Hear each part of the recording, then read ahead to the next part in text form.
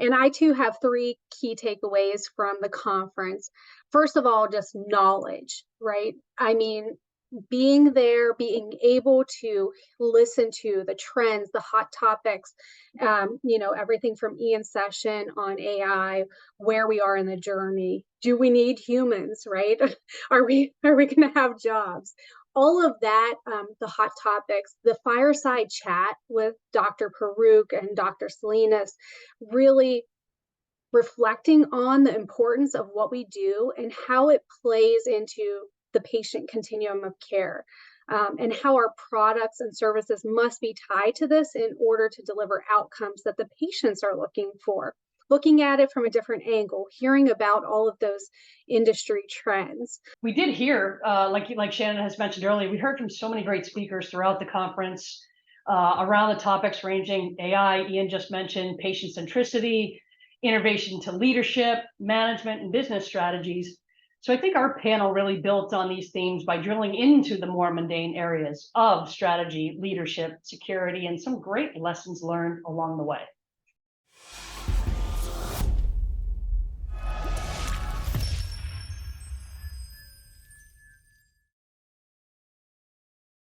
Hello, everybody, and thank you so much for joining us for a recap of Life Sciences Dreamin' 2023. This was the first ever industry-focused community event, and it was incredible. We are so thankful to all of our sponsors, who we're going to tell you a little bit more about at the end. We're really thankful to all of our speakers and attendees. You're going to hear a few incredible things today from everybody who attended, who has some things to tell you about what you missed out on and why you definitely do not want to miss what is sure to be a bigger, better, bolder 2024. At the very end, we are going to show you a really fun recap video, and then Andrew's going to do a wheel of names where you can win some incredible prizes. We've got this exclusive event shirt, we've got some of the event swag bags and some sticker packs, so that's going to be really cool and fun, so make sure you hang in there. Thank you so much for spending your time with us. Life Sciences Dreamin' 2023 was something that was born out of a real need in the industry. We started having conversations with Salesforce in 2021 about how to shape this into something that was going to be incredible for the people who are living at the intersection of life sciences and Salesforce. So many of us feel like we are all alone. We're an N of one in our company. We don't know other people who are out there living in pharma, biopharm, biotech, drug R&D, diagnostics, genomics, medtech, medical device. We know who we are. And a lot of times when we dial into Salesforce, we hear tons of great things about our friends and payers, patients, and providers in the healthcare arena, but not a lot of things that are truly targeted to what we need in the life sciences space. So we worked with a team, including Dr. Fatima Paruk and Dr. J. Chris Salinas, to say, how do we make this event exactly what we want it to be? We did a few early get-togethers in Philadelphia and Boston, where we had speakers like Wendy Coffrin, who you're going to hear from today. We had some really juicy panels that were led by Ian Gotts, who you're also going to hear from today. And we started to ascertain what it was people wanted to hear about. What are you so curious about in the life sciences? And that resulted in a beautiful, intimate, two-day conference that really covered everything from technical needs in Salesforce to the life sciences to AI. And we are so pleased to share this with you and then tell you that we're inviting you to tell us more about 2024, which we know is going to be an absolute banger based on the things that we learned this year. So we're going to tell you a little bit about the keynote, which was incredible. You're going to hear from Ian a little bit about his session, Wendy about her panel. You're going to hear from two attendees who have some fun things to say. We're going to show you a really quick video that's going to make you wish that you had gotten up at 6:30 in the morning to do a fun run with Jim Goldfinger and make sure that you put this conference on your schedule for next year in October 2024. So without any further ado, I would love to bring up our friend Liv Porter, who's going to tell you a little bit about how the keynotes ran. Welcome up, Liv. I gotta make sure I mute myself. Everyone hear me okay? All right. Well, sorry, I lost you there for a second when the screen share went, so apologies.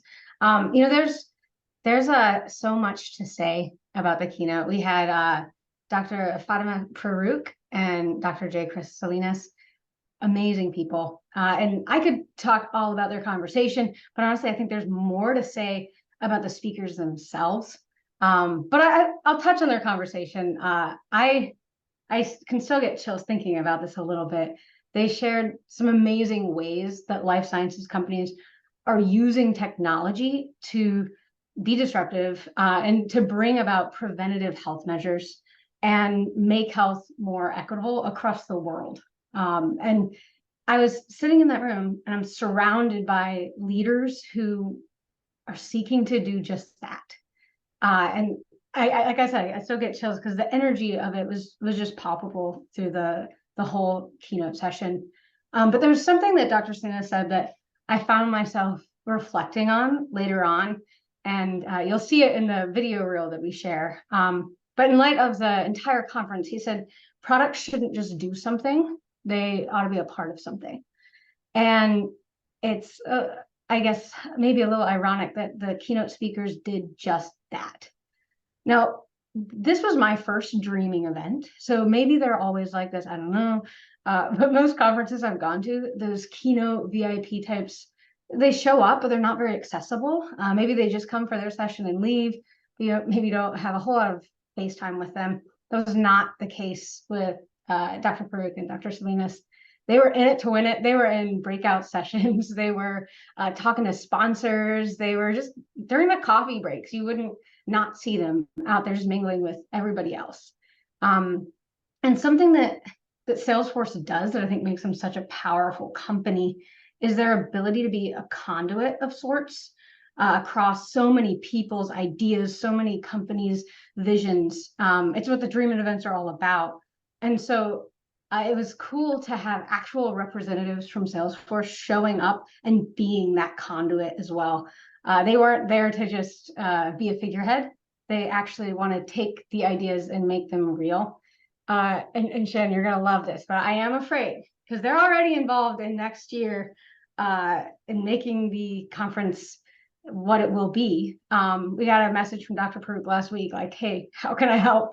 So I'm afraid that next year we're going to have to change the name from Life Sciences Dreamin' to Life Sciences Reelin', because I think that they're going to really try to bring this home. So they were wonderful, and I can't say enough good things about them. They'll be there next year, it sounds like, so definitely sign up. That's incredible. Thanks, Liv. Such a great overview. And Liv is right. It was electric. It was just electric in the audience, hearing Dr. Farouk and Dr. Salinas talk about the things that they're seeing because they're back out again, talking to customers and hearing what they want. And they are so open. They are super open, and they are already involved in what we're going to do next year for this. So we're working with all the speakers and sponsors, and particularly the team from Salesforce, to say, how do we make this so beneficial for next year's audience? So great. I'm going to tell you a few things about some of the sessions that we had. Eric Dreschfield, our friend, was going to join us and cover this. He is camping today and his Wi-Fi isn't working, very similar to our friend Ian Gotts, who probably will tell you himself where he is today. I think you can see him. He's in an RV using the Wi-Fi from Starbucks. What a great time to be alive. We can join from anywhere. So Ian's going to be so excited to tell you in a couple of minutes about his session. And you guys probably saw when you signed up for this, that this is a webinar series. A lot of the sessions that we had presented will be redone, refined, and represented to you. So you're going to hear from a lot of the folks that I'm about to tell you about and what they presented in their sessions. The sessions were incredible. We had a mix, again, of technical sessions for Salesforce, life sciences, and some soft skills sessions as well. We did a survey, and the survey came back so powerful about the sessions that we had that it has us super rejuvenated so that we can say, what's next year going to look like and where are we going to get to? So I'm going to tell you really quickly some of the things that we saw. First, Thursday was really started by a beautiful and important fun run that was hosted by Jim Goldfinger and Customer Times that really covered some ground, literally, and they were set out on an important and critical, incredible day that we will share share with you. Jim has a really strong tie to Ukraine, and they had beautiful t-shirts made for the fun run. So anybody who's thinking about if they want to get out of bed early next year, I think you probably do. Our day started off with Ian Gotts talking about AI, and his presentation was so to the minute that he was still making adjustments as he walked up on the stage, because we all know AI is running away. It is changing things daily. In fact, I was on a call with Jim yesterday, and he showed me something that made my jaw drop open.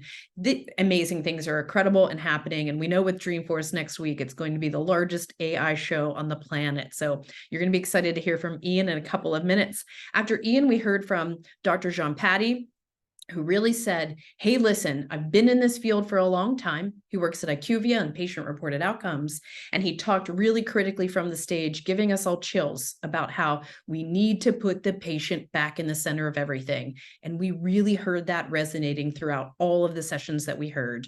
How do we make sure that all of the things we're doing in the life sciences are focused on the patient? And that was really beautiful and incredible. We were so thankful to hear from him. After that, we moved into some sessions with breakouts, and we heard some really great things from Paul Burt at SDocs, who we've all agreed has the most perfect voice for a podcast. So we're plugging you, Paul. We're waiting for your podcast. We had Ben from Data Groomer, who talked about data quality and data verification in the life sciences, which is critical and important to all of us. That was great. We then had some really cool sessions about innovating medtech from Sun. We had some sessions from Rebecca Gray talking about security and driving Salesforce value. That was really important and impactful to everybody. Lori Tibbetts talked about how to showcase your personal brand, and everybody really loved that. Matt Myers hacked into a Salesforce event right from the stage, which was scary and informative to all of us. If you haven't seen Matt Myers do this, you definitely want to, because it's going to make you think a little bit more critically about security. Perfect.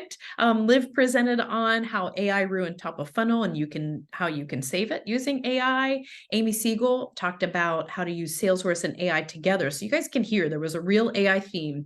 Of course, we know, and our friend Wendy is going to tell you in a couple of minutes, we know that healthcare and the life sciences, we're still a little behind on some digital needs because there's so much regulation. And sometimes when something's accepted by one of our regulatory agencies, it's easier to keep it where it is. But there's a real push to run to where the patient is, and the patient isn't sitting by a fax machine anymore.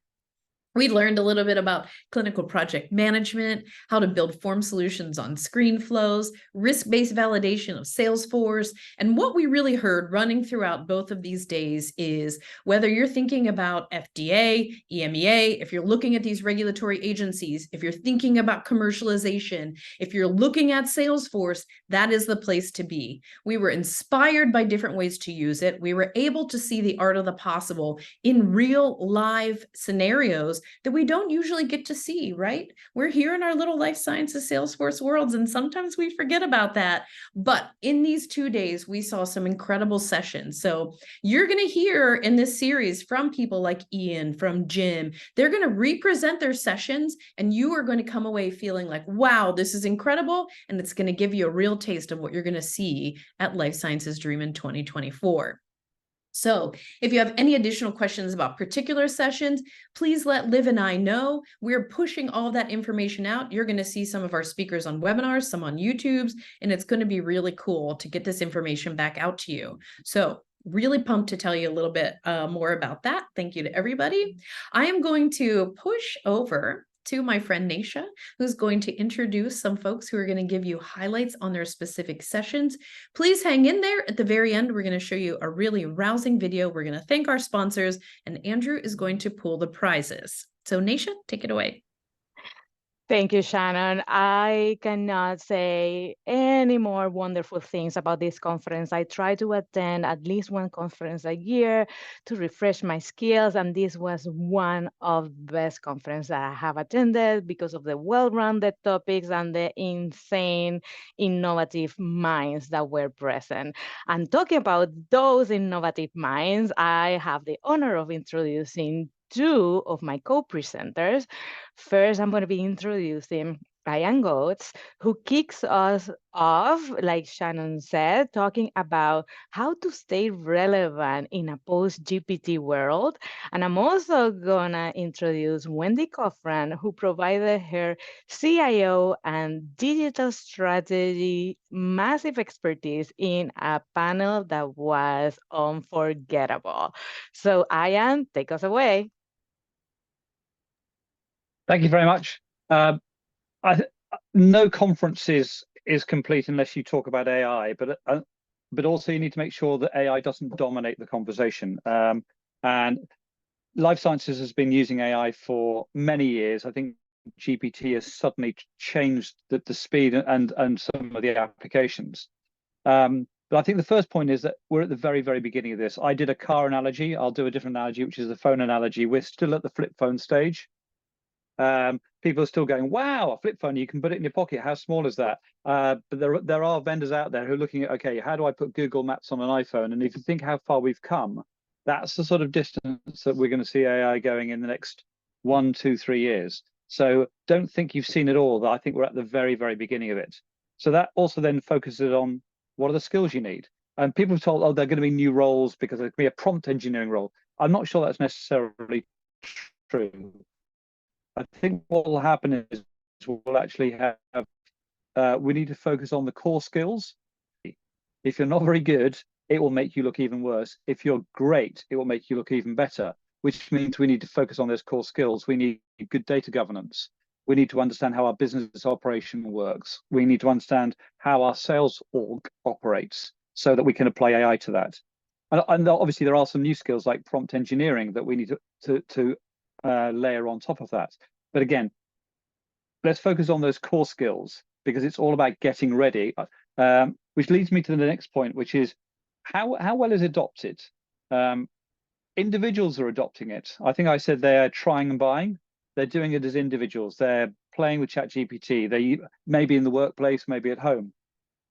Organizations are a lot slower. They're looking at it. They are they're actually assessing and that before they start adopting, which also is as an interesting tension there, which is you've got individuals playing with things like ChatGPT, things like DALL-E to try to create images in the workplace, and they're not necessarily protected by any of their employment contracts. So I think we've got quite a big gap here, and we need to make sure as employees we understand what we're doing, and as employers we need to make sure we have the policies in place to protect the employees. So that's 3 points there. One is it's the very beginning. Secondly, it's skills, not roles. And the third is adoption is actually very early, but will start to accelerate. So I think the summary I came up with, I think, is the future's already here. It's just not evenly distributed. Some people feel like they're a long way ahead. You look at other organizations and they're still going, yeah, we'll be moving off fax machines next week. So we've got a massive disparity, not just across organizations, but even within inside organizations. Some are leading the charge in terms of AI.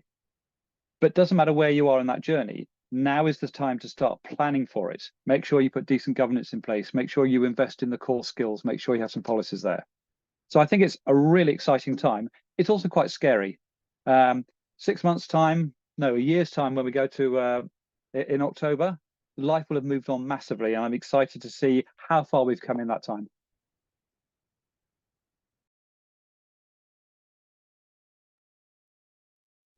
Wendy, I think we had an amazing time in our panel to the point that we were thinking about taking this show on the road. What else can you tell us about our wonderful panel called Mastering the Mundane to be successful today? Sure. I have to say, Nisha, that was possibly the most fun I've ever had on a panel. Ian, I think we got to bring you on to you're in, buddy. You've got the right thing. So we definitely need to take this on the road. I do want to give a special shout out though to you, Nisha, our fantastic moderator, and wrangling us all together. We were not an easy group. We certainly had plenty to say. And my fellow panelists, Rachel Page, Dr. Chris Salinas, Dr. Stephen Hearn, and Dr. Julianne Barron, all were amazing, and we had such a great time. We did hear, like Shannon has mentioned earlier, we heard from so many great speakers throughout the conference around the topics ranging AI, Ian just mentioned, patient centricity, innovation to leadership, management, and business strategies. So I think our panel really built on these themes by drilling into the more mundane areas of strategy, leadership, security, and some great lessons learned along the way.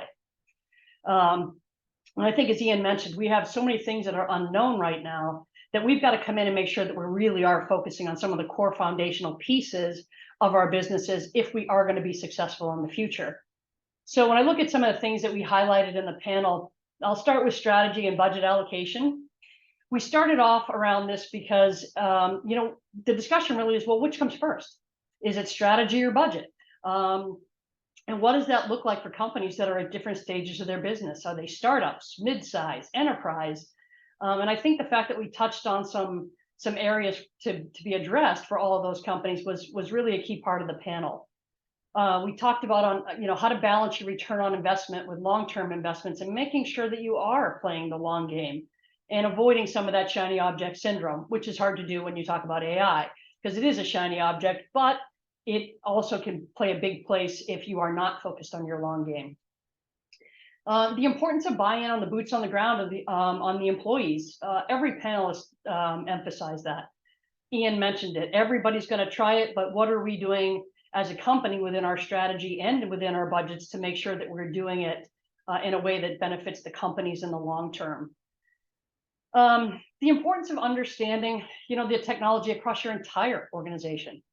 Yes, something like AI is a big topic, but if you don't understand the foundations of your supply chain systems and some of your critical systems of record, whether that's, for some of us more on the provider side, the EMRs, the pharmacy systems, clinical trial systems, any of those types of systems, are we stepping back and looking at the more universal technologies that exist in our organization, things like project management software, Slack communication software? Are we really looking at those and making sure that we're focused on those across the entire organization so that we can start to reduce, focus our budgets and our strategy and use some of that for future things?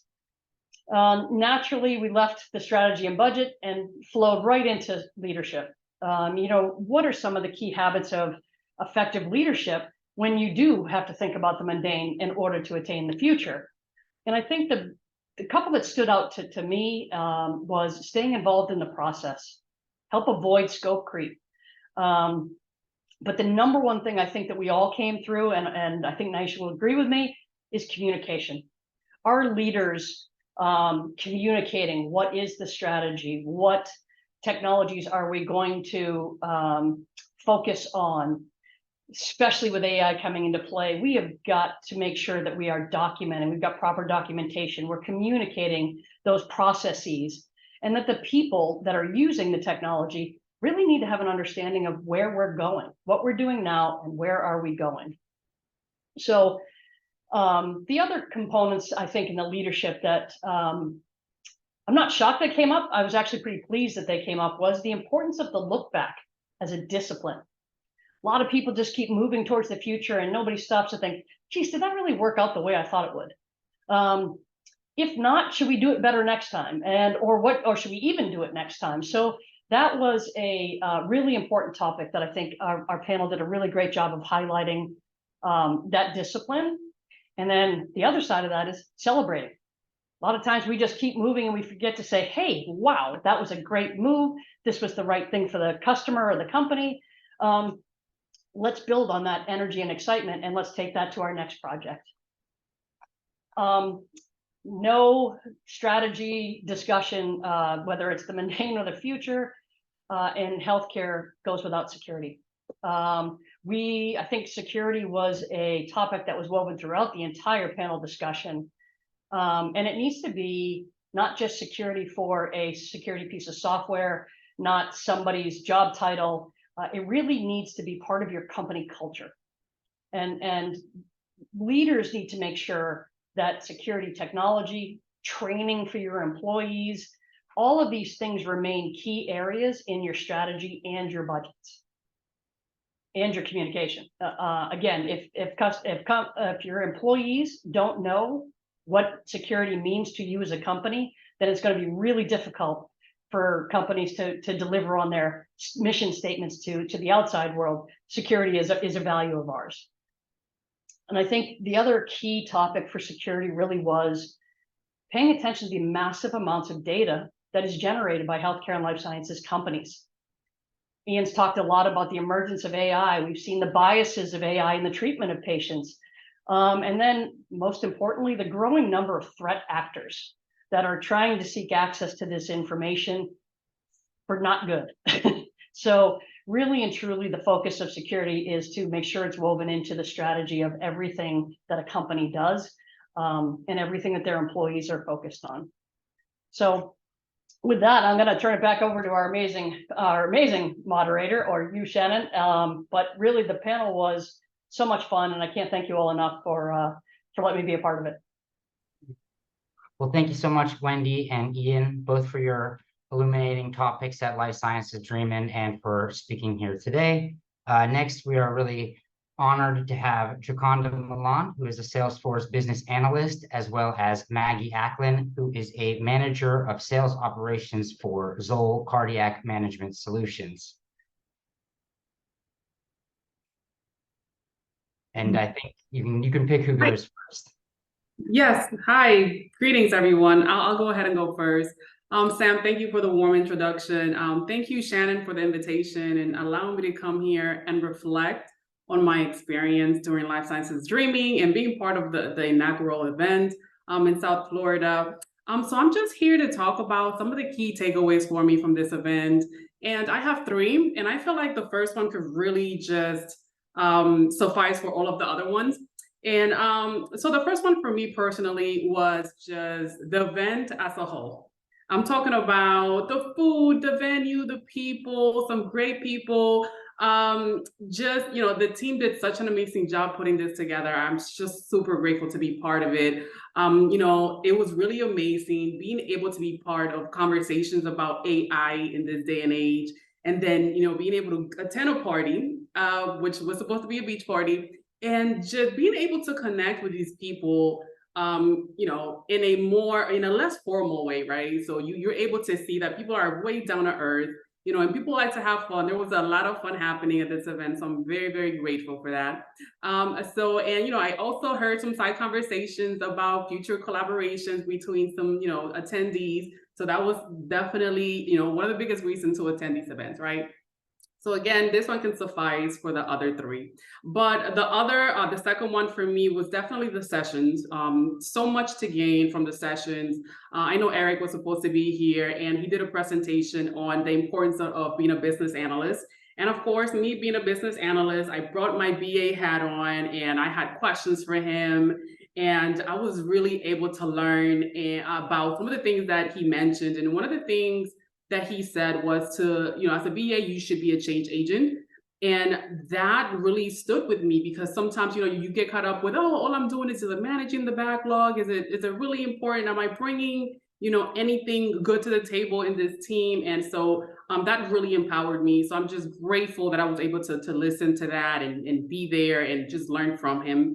Another great session that I attended was Naisha, and she was able to present on being an overachiever and just identifying what can potentially make you burn out while trying to be an overachiever. And I think working in this space, we're always trying to catch up. Like as of right now, we're all trying to catch up with AI. We're trying to figure out if it's going to take all our jobs, right?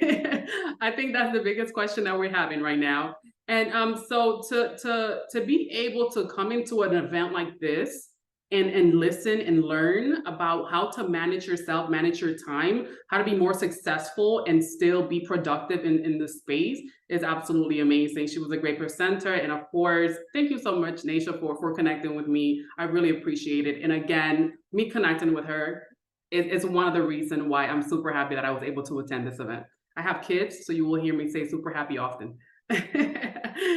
So there's some great ones too. Jim Hutcherson, he talked about citizenship development, and this is a new term for me. And he also mentioned that there is a certification for that. So that's something that I potentially move towards. Again, this is a person that I connected with at the event. We actually work, in the same community So it was great to meet him live as well. I think another one that I had was Evan, talking about technical skills and talking about creating forms and experience cloud. That really stood with me. I personally work with a project as part of an experience cloud project, and creating forms. And then one of the tips that he mentioned was, instead of using those out of the box objects or fields in Salesforce, you can go ahead and create tags and modify it to make it into what you need it to be, so you have less restrictions, was really useful to me. Those are just some of the things that I've learned from some of the events that I attended, or some of the sessions that I attended. There were so many, right? I could only be at one at a time.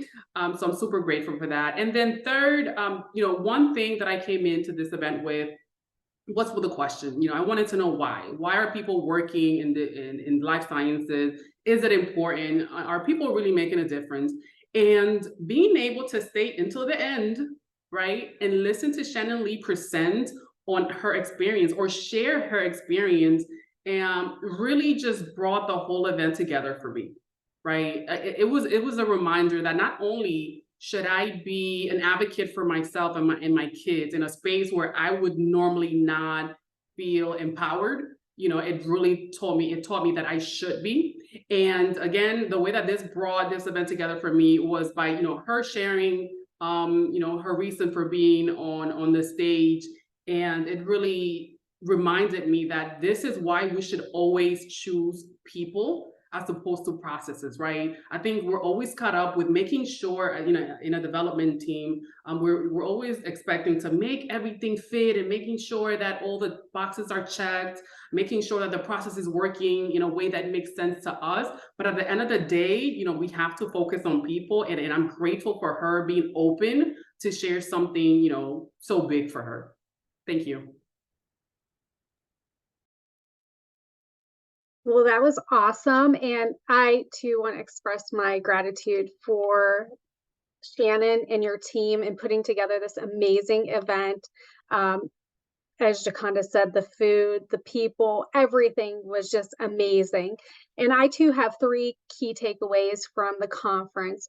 First of all, just knowledge, right? I mean, being there, being able to listen to the trends, the hot topics, everything from Ian's session on AI, where we are in the journey. Do we need humans, right? Are we going to have jobs? All of that, the hot topics, the fireside chat with Dr. Paruk and Dr. Salinas, really reflecting on the importance of what we do and how it plays into the patient continuum of care, and how our products and services must be tied to this in order to deliver outcomes that the patients are looking for. Looking at it from a different angle, hearing about all of those industry trends. So that knowledge was my first key takeaway. Second was bringing it down to application, right? The sessions that you guys offered were plentiful, and I had a really hard time choosing which ones to go to. There were some times where I'm like, oh, which one should I go to? There were so many that were applicable to what I wanted to hear about and piqued my interest. The other thing about these sessions were they were intimate, and you were able to have those discussions with other people in your industry, with experts in the industry, right? I sat in on Ben Novoselsky's session on data quality and data verification, and just hearing about the importance of it, really hearing, he had this analogy that data was like the blood in the body, right? That's the blood of Salesforce, is the data. And he did this analogy with the body and Salesforce. It was amazing just to hear about this application. Tara Shingler, she was amazing. She talked about her experience going from a clinical project manager, and now she is the commercial, she's in charge of the commercial organization, and how from the front end perspective or the user perspective of Salesforce, how it's so important that management and leadership drive the utilization of Salesforce, and really using reporting to identify gaps, and the fact that if it's not in Salesforce, it doesn't exist. We talk about this a lot, and just to hear that application is so important. And then the demo jam that was put on at the end was awesome. If you've never been to a demo jam, which I've not been, this was amazing. There were a few vendors who showcased their product in this demo jam. They only had a certain amount of time to show us what they had. And it really opened my eyes to what's out there and being able to see these different products in a quick snippet way and really piqued my interest. So application was my second takeaway. My final takeaway was inspiration. And this is really inspiration through a couple of things. Connecting, as Jaconda mentioned, meeting everyone from users to developers to vendors and more. Connecting via our name tags. You guys did a fantastic job. We had a word on the back of our name tags, and we had to find our match, our opposite. So in my case, the word on the back of my name tag was Folgers, and it was a little difficult. I wasn't sure who I was finding, but ultimately I found my Starbucks, and it was a great way to connect with people that you didn't know at the conference.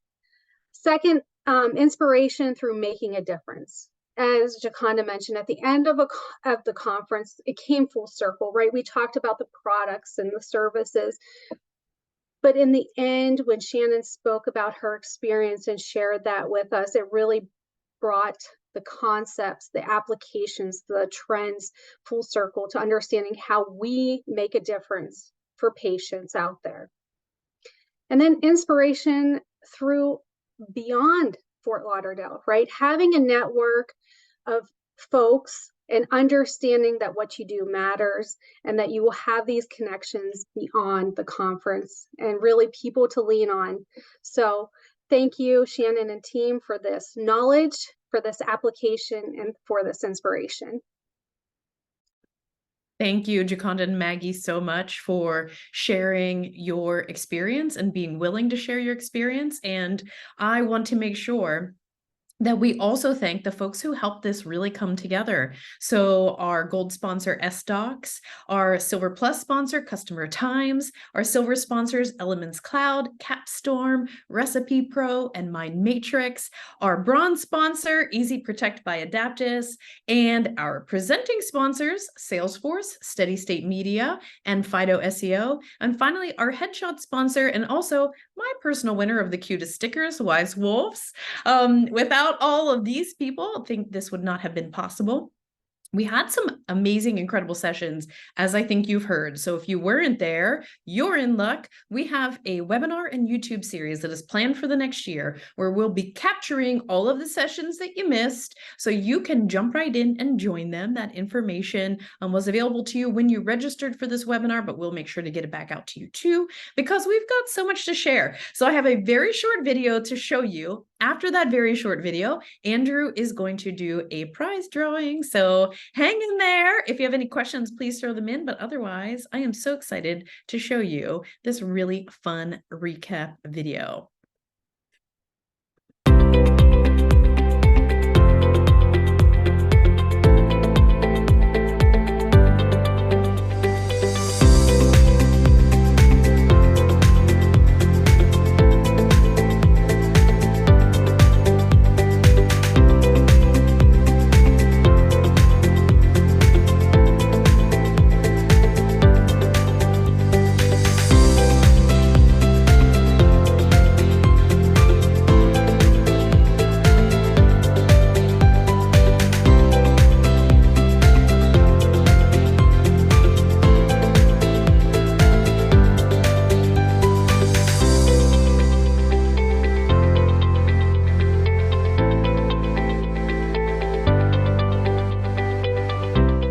Look at some of the data that's out there. Somewhere like 93% of executives across life sciences organizations strongly believe that in order for their product to be successful in the future, it needs to be tied to the continuum of care. They've started to hear what we've been saying for a while. Don't just make a product that does something, create a product that is a part of something. I want to play Switzerland. It's a little of both. Because you can't do anything without budget, but if you don't know where you're going or where you need to be and sort of where your pitfalls are and what you have already, then it's kind of hard to know that your budget is either on track or not. So, especially in healthcare, you know, when faxing is still like the top 3 of technology.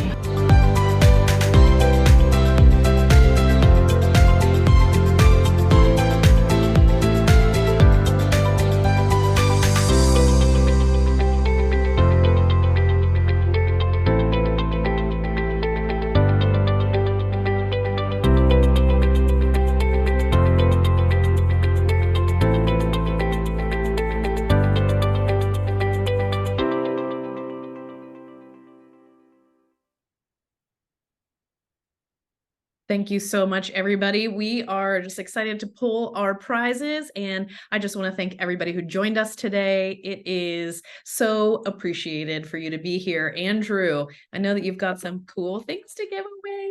Yeah, we do have some cool things to give away. So we have a couple of different prizes available. We do have the first prize of a Life Sciences Dreamin staff t-shirt. There are only a finite number of these available, so I know it's hotly contested. Many people want it. And then we also have 3 swag bag giveaways. So I have everybody who entered the web form. Thank you so much for filling that out. I do have the names in a Wheel of Names auto generator. So I will go ahead and pull those names now, and we will see who has won. So for the t-shirt giveaway, hotly contested, like I said, big t-shirt. Let's see it spinning. So I got to, it's taking a second. The winner is Peter Ganza. Peter Ganza, amazing. Congratulations. All right, now if you didn't win, don't be upset. We still have 3 more chances for the swag bag. So let's go ahead and get spinning on this wheel. So our first winner of the swag bag is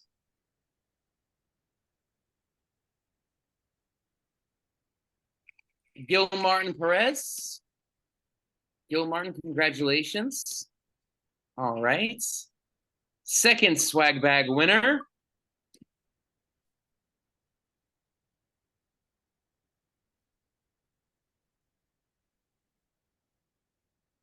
Son, congratulations. Big Son, it was great to see you there. Thank you so much. All right, and the last chance winner, we have over 20 participants right now.